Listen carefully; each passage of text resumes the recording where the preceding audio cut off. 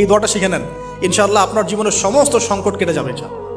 আমি নিজেও এই দোয়াটা বেশি বেশি করার চেষ্টা করি। দোয়াটা হচ্ছে, মুসা আলাইহিস সালাম একটা গাছের নিচে হেলান দিয়ে বসলেন, বসে দেখলেন দুজন মেয়ে দাঁড়িয়ে আছে দূরে, পানি নিতে পারছে না, লোকজন পানি নিয়ে যাচ্ছে, ওরা দাঁড়িয়ে আছে বেচারি।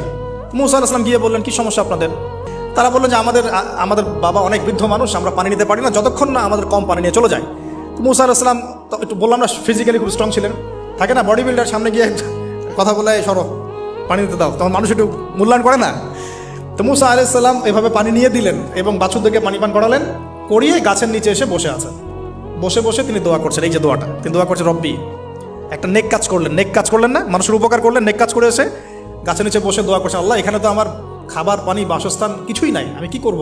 রব্বি ইন্নি লিমা আনজালতা ইলাইয়া মিন খায়রিন ফাকির, রব্বি ইন্নি লিমা আনজালতা ইলাইয়া মিন খায়রিন ফাকির।